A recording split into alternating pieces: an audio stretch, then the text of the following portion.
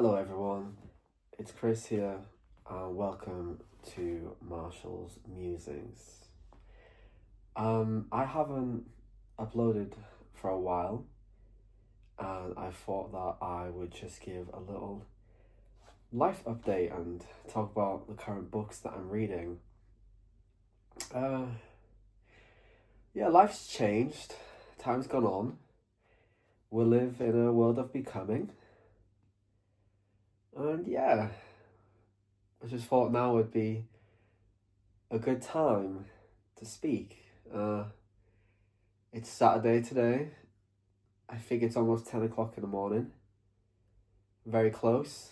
It's grey outside, quite dreary, quite moody. And it's putting me in a bit of a reflective state. I feel a bit of an anxious feeling in my chest, so I thought it'd be good just to speak it out and just channel everything that I'm feeling. I just made a couple of drawings just now.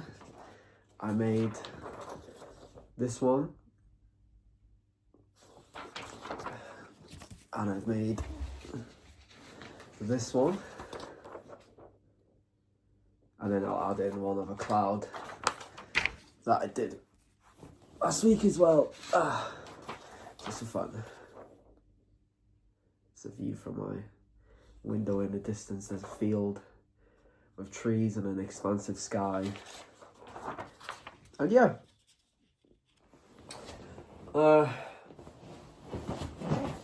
so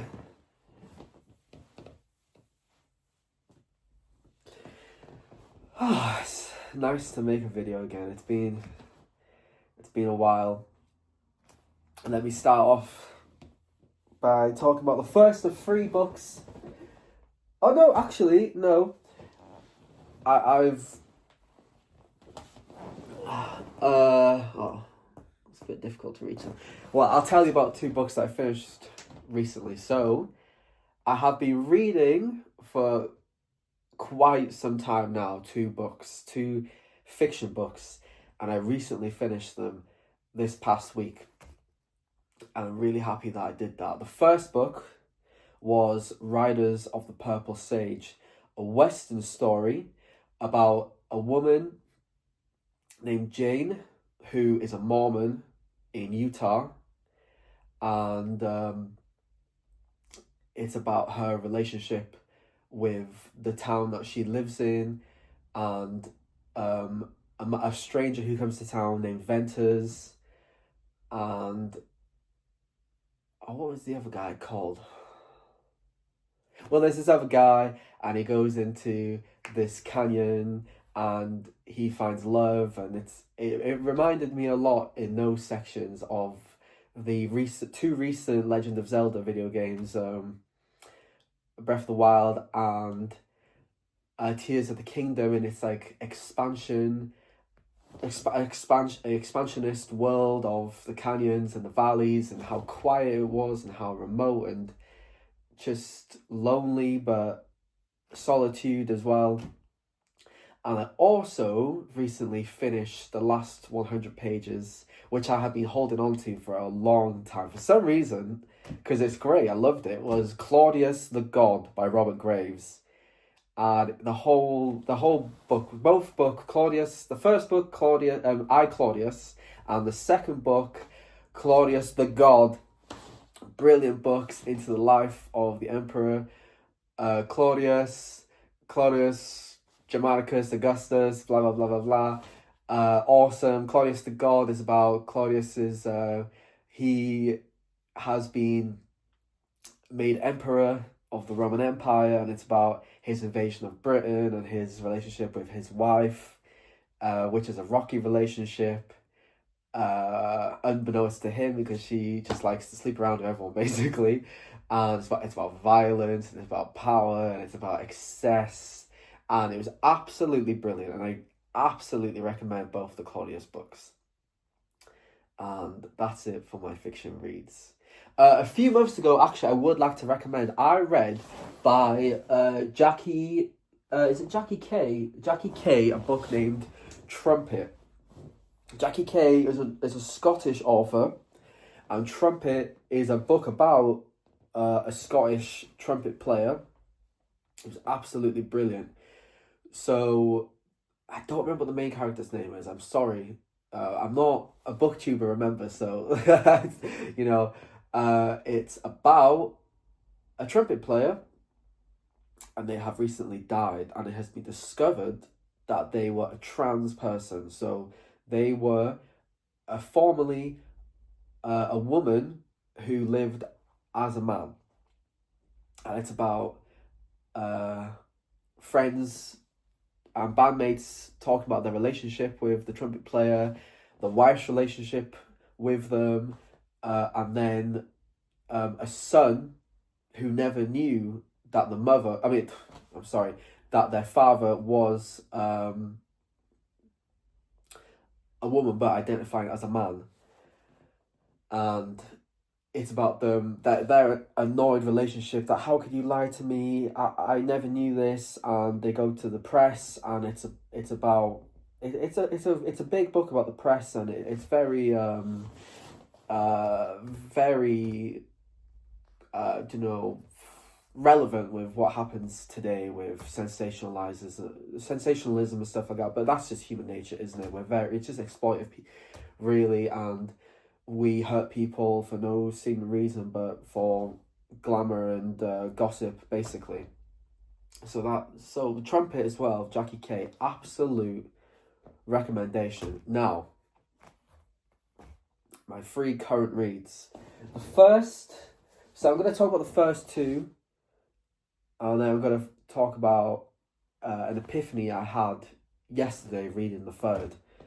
So the first book, fiction book I'm currently reading, is Shamanism, and it is a book it is a French name, so please forgive me. It's Mircea Eliade, and it is translated by Wendy Doniger, and it's about practices of shamanism, where it is practiced, for example, Siberia and North America and Australia and Canada and Alaska. It's about the practices, the outfits they wear, the symbolism of each part of the outfit, of the chains, of the staves, of everything. And it's just a really good encyclopedia of shamanism. And it's also in the foreword mentioned by the translator that it's quite dated in its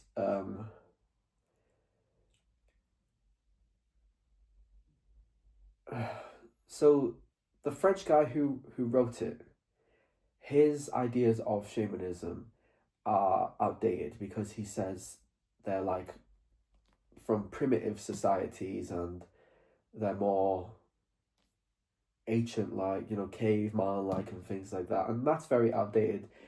But also it's strange because, to a degree, he was very respectful of them because he learned so much about them that, I don't know, it's complicated. Anthropology's got a lot of early anthropology's got a lot of racist undertones and exotism,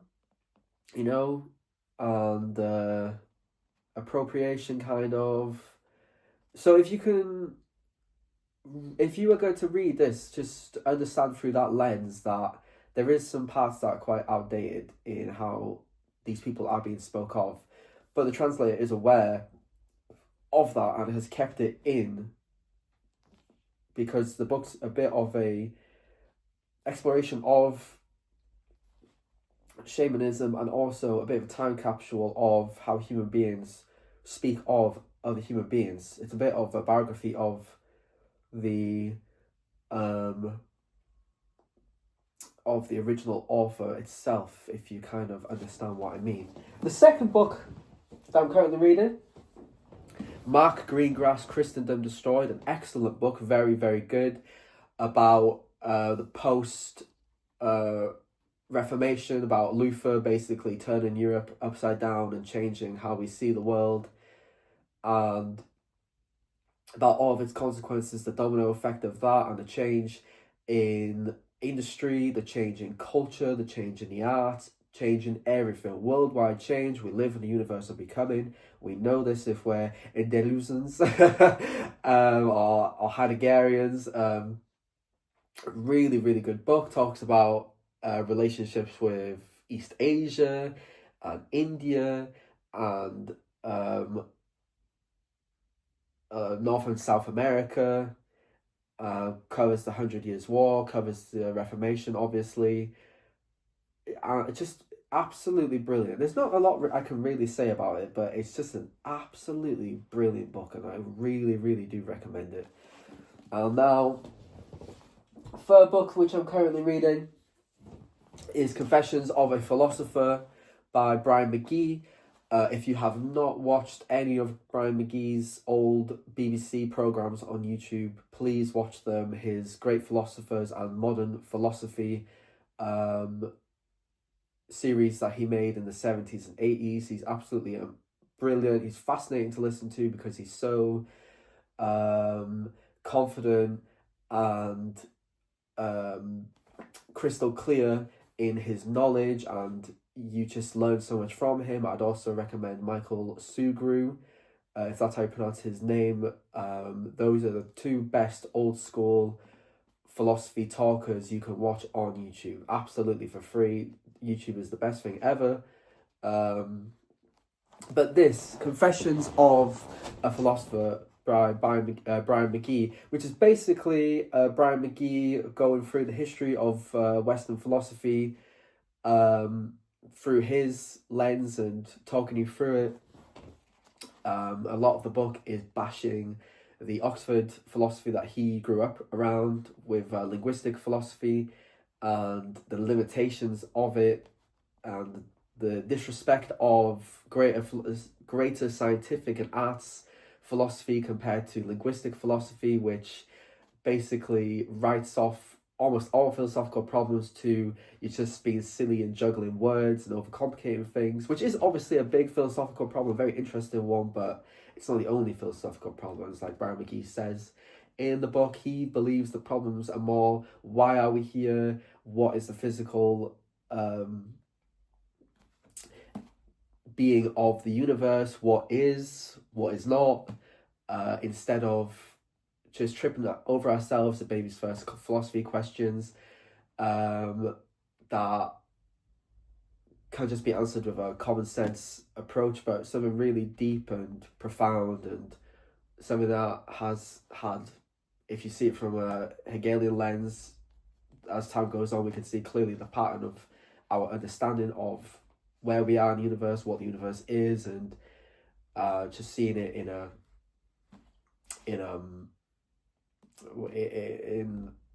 linear straight line, basically. Now, what I want to talk about was a personal experience that I had with this book yesterday.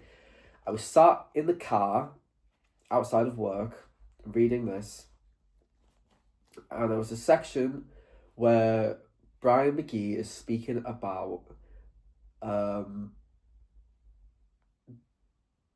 for itself and being itself, and he's talking about how feeling and thought, he's talking about thought, and he says that thought is done through unconscious feeling, basically, through just our thoughts are unlinguistic. They are mostly sensations and feelings and past experiences and many things like that.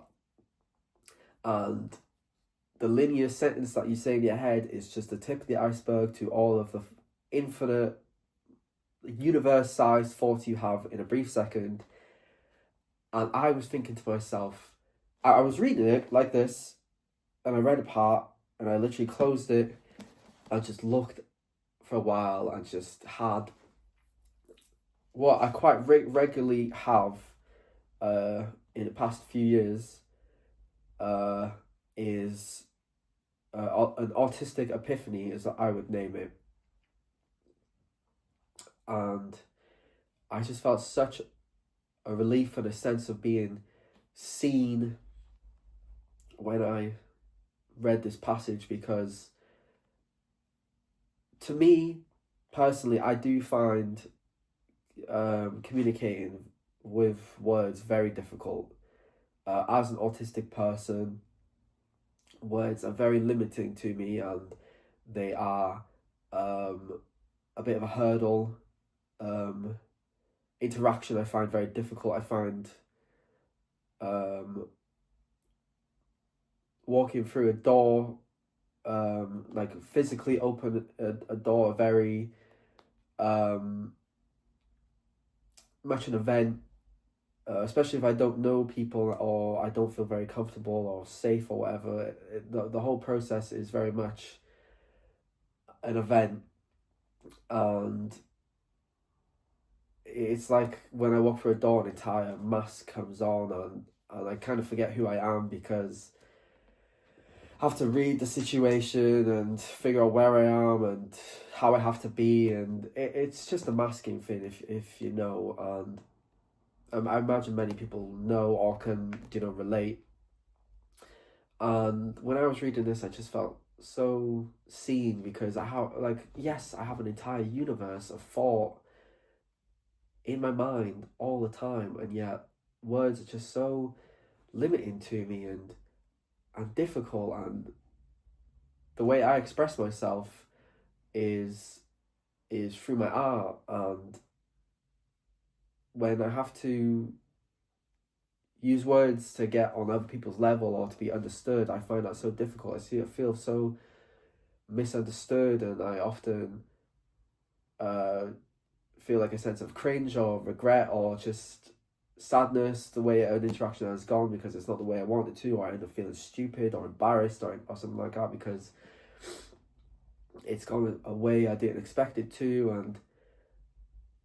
And I just want to share that it was a good experience that I had this. It was a positive thing, because I had obviously these thoughts in me of what I lack, but really I was thinking about what I do have. Like, yes, I do have an entire universe of thought inside of me, and absolute human fullness and spiritual fullness, and I look at my art all the time and it says 10 million times more than my words ever could.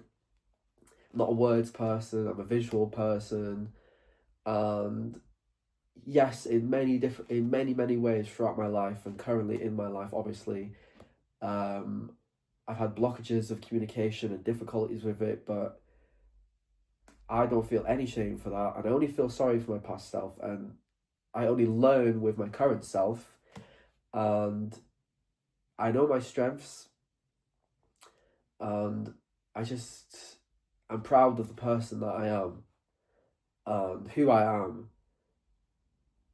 and yeah, I try my best, and I don't shy away. I do what I feel is right, and I have my art, which I'm so grateful for, and I've always had it. It is a manifestation of who I am, that I'm a spiritual person, that I'm a colourful person, that I'm an understanding person, that I'm an empathetic person, that I'm a deep thinking person. And yeah, just that I'm a whole human being. Just because I lack something that other people have, it doesn't make me any lesser. It was just really nice to read that, because I read out loud whenever I can, whenever I have the opportunity to, because I enjoy that. It helps me practice my auditory skills. Helps me pronounce words. It helps me have a flow of conversation style. It helps me learn how sentences work. Out loud, because very often I think before I speak, and I rehearse sentences, because obviously I'm uncomfortable with speaking often, And yeah, reading out loud just really helps me with speaking in general. It's obviously fun to learn new words and say them out loud and really get the artist's voice come through. It's a blessing to read it all, but it's definitely a blessing also to read out loud, and I think everyone should practice it and don't be embarrassed by it. I'll do it now, in fact, just so you know how good it is. I'll read a little paragraph here. Hume is a writer who far more people could read with pleasure and profit than do. Modest yet witty, stylish and full of personality, serious but unpretentious, deeper than all except a handful of other philosophers, yet always clear. His work is a model of how a philosopher should write, and indeed some of the best philosophers since have made a conscious attempt to write like him. One thing I learned from him was that my own problems went deeper than I had realised. What Hume characteristically tells us when you go to him with a problem is, it's worse than you think. I took mine to him for help and came away with them in a more intractable state than before. This represents a considerable deepening of my own understanding, and for that I shall always feel a sense of gratitude to him. Yeah, it's just fun to read. You see like an orator, like a Seneca or Cicero kind of figure, you know. And yeah, that's me for now.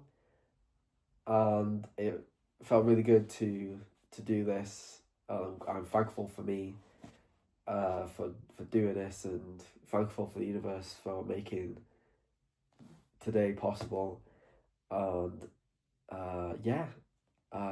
life is beautiful as always. It's full of trials and tribulations and hardships and suffering and joys and ecstasies and touching the divine every day, and